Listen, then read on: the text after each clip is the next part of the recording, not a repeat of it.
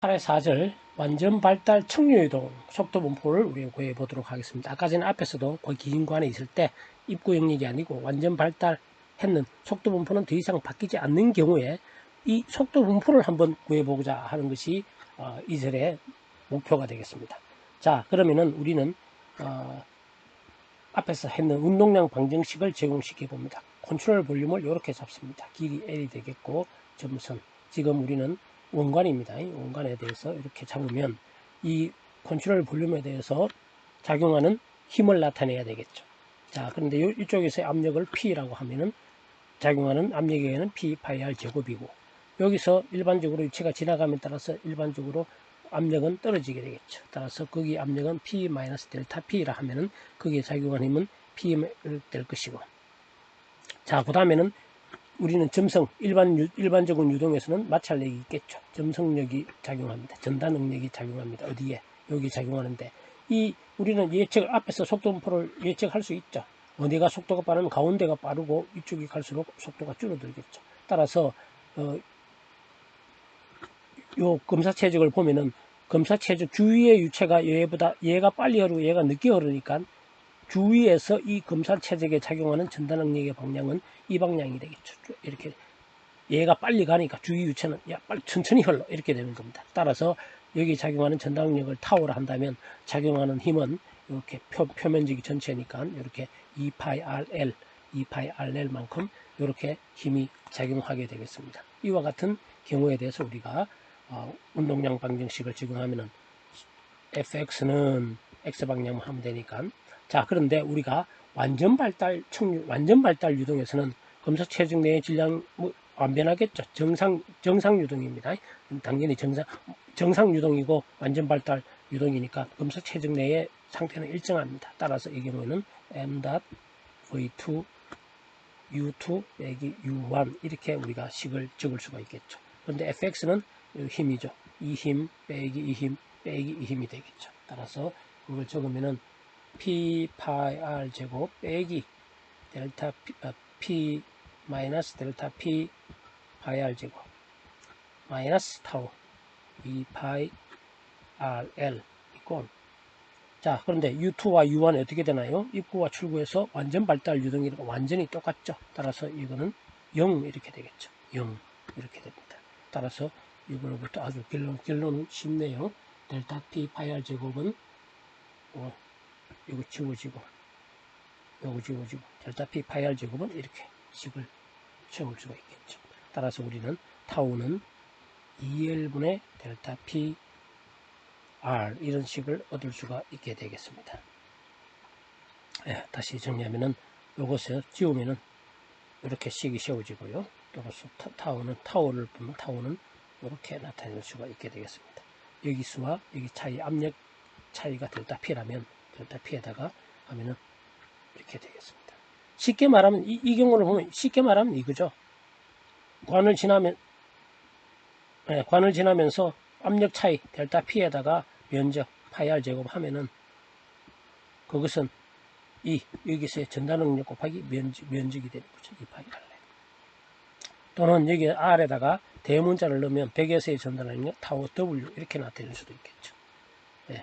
타워 W는 2L분의 델타 P 파이 같습니다. 즉 전단응력이 R의 함수니까요. 반경 R이 R일 때는 R을 넣으면 타워 W 100S의 전단응력이 되겠습니다. 100S의 전단응력이라는 것은 이렇게 되겠죠. 유체가 이렇게 흘러가려니까 100에서 전단응 타워 W 이렇게 작용할 것이고, 유체가 100에 대해서는 타워 W 이렇게 작용하겠죠. 100은 유체가 못 들게 이렇게 하고, 그러니까 이 방향은 큰 문제가 안 됩니다. 부호라든지 그런 건 큰 문제가 안 되고, 누가 누구에게 항상 유체가 100에 대해서는 이렇게 작용하겠죠. 그런데 이거 유체고 100이 여기 있으면 100이 유체에 대해서는 못 흐르게 이렇게 타워 W가 되겠죠. 그렇게 우리가 타워 W와 타워 W는 델타 P와 관계가 있다라는 것을 알 수가 있게 되겠습니다. 이거는 뭐 아주 쉽죠. 100m의 전달력 20파스칼일 때 하루 지으면서 압력은 방금 식 그대로 대입을 하면 되겠죠. 이거는 큰 어림 델타 P는 D분의 4 타워 W L 뭐 이런 식으로 대입을 하면 금방 100파스칼. 이거 안 되면은 이렇게 금방 하면 되죠. 타워 W 곱하기 2파이 RL 이꼴 델타 P 파이 R 제곱 이렇게 이거 두 개가 같아지겠죠. 하면은 식을 외우지 않더라도 금방 우리가 이렇다는 것을 알 수가 있게 되겠습니다. 자, 이 장에서의 목적은 속도 분포를 구하는 것입니다. 속도 분포를 구하는데 우리가 뉴턴의 점성 mu, du, dy 있었죠. 여기는 근데 타우는 mu, mu, du, dy로 하게 되겠습니다. 그 이유는 이렇습니다. y는 여기서부터 벽에서부터 거리가 y고요.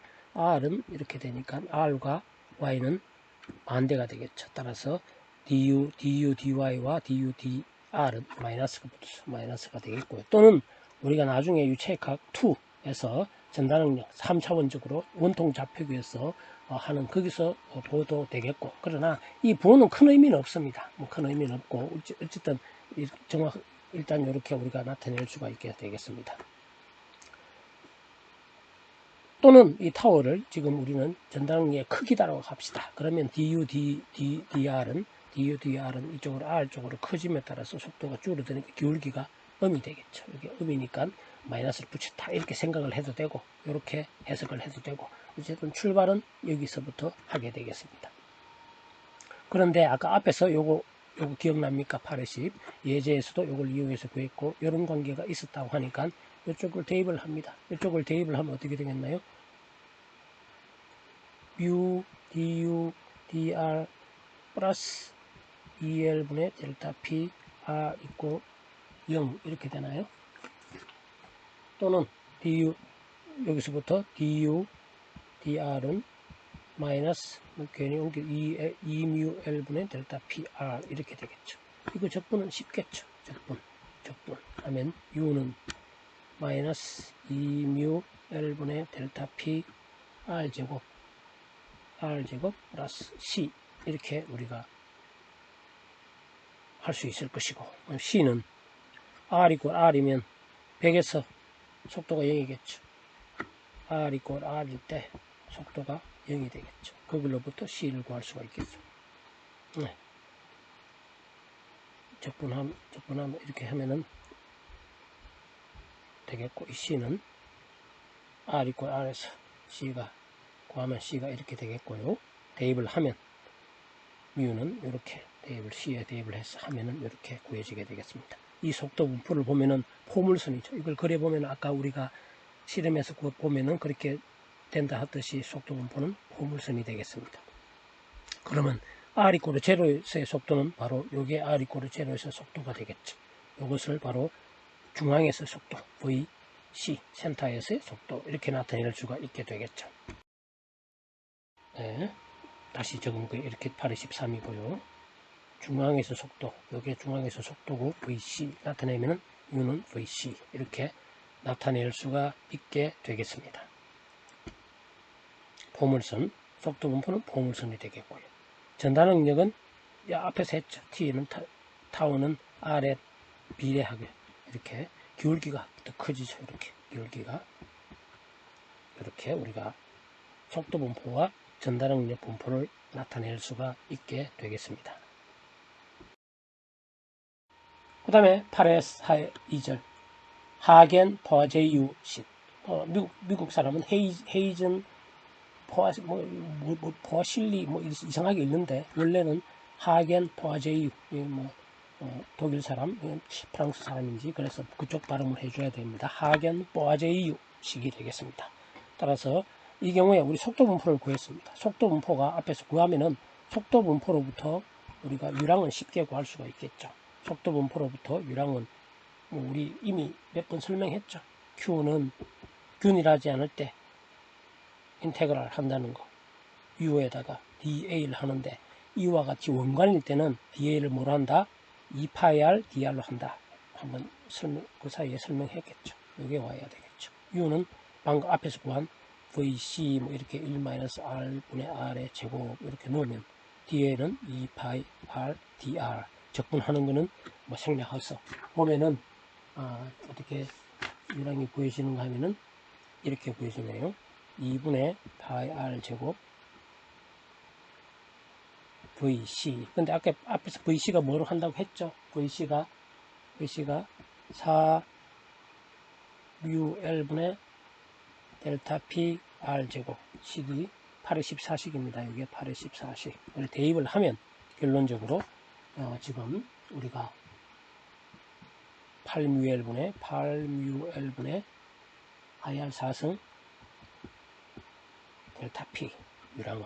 근데 R 자리에 2분의 D에 4승을 하면 우리가 구하는 최종적인 식이 구해지게 되겠습니다. 이렇게 128μL분의 델타 P 파이 D의 4승 델타 P, 이 식이 바로 하겐-보아제이유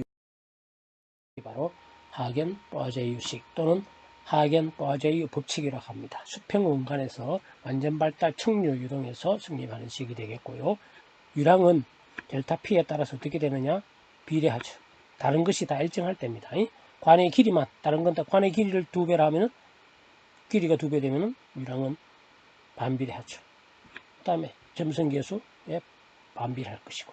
자, 그런데 관직경이 2배가 되면 델타 P가 똑같을 때 유랑은 2는 4, 16배. 또는 이거보다는 관직경이 2분의 1로 줄어들면은 유랑은 16분의 1로 줄어들죠. 아니지. 2는 4, 16. 예, 16분의 1이 되겠네. 자, 똑같은 건 아니지만 혈관이 막혔어. 전체 혈관 다가 반으로 줄었다. 상상해 볼 수 있죠. 이렇게 우리가 알 수가 있게 되겠습니다. 또는 이 식을 델타 P를 Q에 거꾸로 이렇게 이항시키면 델타 P는 파이 D의 4승분에 이렇게 나타낼 수가 있겠고, 똑같이 이래서 할 수 있고, 아까와 똑같죠. 관의 직경이 2분의 1로 줄어들면 동일한 유랑을, 다른 게 다 똑같고 동일한 유랑을 하기 위해서는 델타 P는 몇 배? 16배가 필요하게 되죠.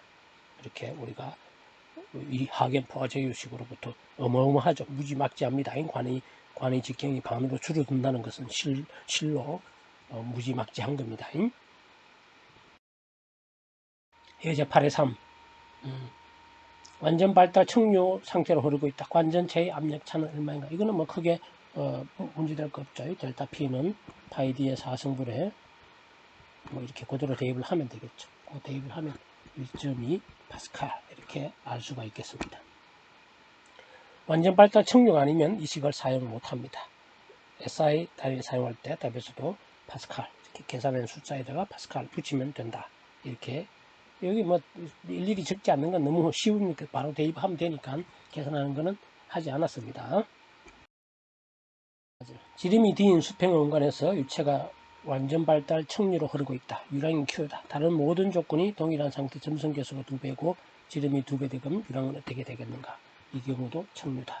왜냐면은 우리 뭐 이미 지름이 2배가 점성계수가 지름이 2배가 되면은 2의 4승배하고 반비례한다는 걸 알죠. 2니까 8배, 8배, 8Q가 되겠죠. 원래 유랑에 이렇게 금방 알 수가 있게 되겠습니다. 8의 4의 3절 평균 속도와 전달 능력에 대해서 설명을 하도록 하겠습니다. 8의 4의 3절 자, 평균 속도는 쉽죠. V는 A분의 Q. 근데 유랑은 앞에서 이렇게 됐다는 거 했죠. 물론 VC를 대입하면 하겐-보아제이유식이 되지만 면적으로 나누면 2분의 VC입니다. 무슨 사실을 알 수 있냐면 원관에서는 평균 속도는 VC 중 요거의 반이 딱 되겠죠.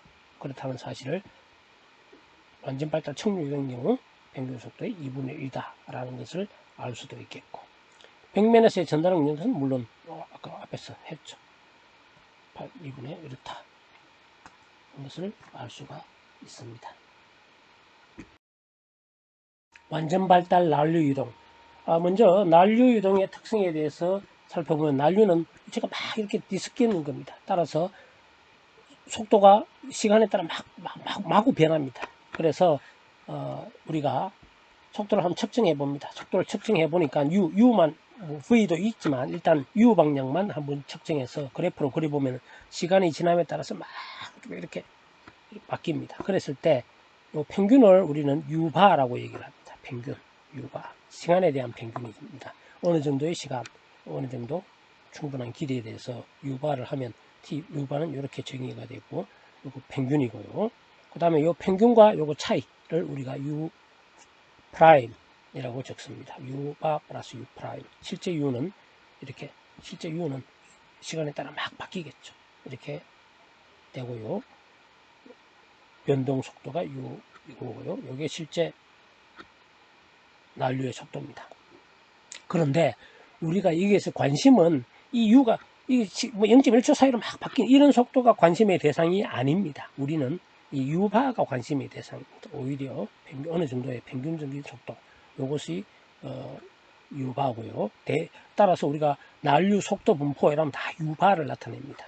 일반적으로 실제 막 이거 fluctuation 변동 속도까지 포함한 속도가 진짜 속도지만 우리가 관심 대상은 U바가 어떠냐 하는 것이 대부분의 관심의 대상이고요. 이 U바가 지금처럼 이렇게 시간에 따라 안 바뀌면 균일 유동이라고 볼 수가 있고요. 이것이 시간에 따라 이렇게 정상 유동이라고 볼 수 있고, 이것이 시간에 따라 이렇게 막 바뀌면은 비정상 유동이라고 이렇게 볼 수가 있습니다. 난류의 유동 자체, 진짜 난류 유동 자체는 시간에 따라 막 바뀌는 유동이죠. 그렇지만 실제 우리의 관심의 대상은 U바입니다. 그래서 이 책에서는 명확하게 U바, U 이렇게 구분했지만 책에 따라서 난류 속도 뭐 U 이렇게 했을 때 우리가 그 문구를 보고 판단해야 됩니다. 이 실제 적기는 U라 했지만 실제 의미는 U바입니다. 그런 경우가 많습니다. 왜냐하면 일일이 U바 이렇게 적기가 귀찮으니까 그냥 난류 속도 U 이렇게 했을 때 U는 평균 속도를 의미하는 수도 있습니다. 이 책에서는 다시 말하지만 명확하게 구분은 했습니다. 자, 아까도 얘기했지만 우리 속도 분포를 뭐 시간에 따라 바뀌는 걸 나타낼 수는 없죠. 평균 속도를 보통 이제 이것이 U바입니다. U바가 어떻게 되느냐? U바를 VC로 나누면 이와 같은 지수를 갖다 파워, 이걸 영어로는 파워죠. 그래서 맥법칙이다라고 분류를 합니다. 실제 난류의 속도 분포를 측정해 보면 이와 같은 경우에 척류는 포물선이지만 난류의 경우는 상당히 더 팽팽합니다. 가운데가 더 팽팽한 이와 같이 n에 따라 6, 8, 10 보통 6, 7, 8, 6에서 10 사이에 이렇게 많이 나타내게 되겠습니다. 그래서 난류 속도 분포 경우 맥법칙 이렇게 나타내는데 보통 뭐 7 정도 잘 나타나면 7분의 1 법칙 뭐 이렇게 우리가 부르기도 합니다. 따라서 난류는 상당히 어렵고요. 대개 실험에 의해서 나타내는데 실험에 의해서 이렇게 하면 전반적으로 잘 들어맞습니다. 다만 아주 가까이에서는 조금 문제가 있기 때문에 우리 유체값 2 나중에 유체값 2에서는 100 가까이에서는 어떻게 하는지 하는 것을 유체값 2 유체값의 이해라는 책에서 우리가 다시 강의를 하게 되겠습니다. 거기에서 난류 유동에 대해서 조금 더 자세하게 설명을 할 겁니다만은 우리 유체학의 기본 이제 학부 2학년 첫 번째 유체학 코스에서는 여기까지만 이해를 하면 되겠습니다. 이상으로 8장의 8회 5절의 강의를 모두 마칩니다. 모두들 수고했습니다.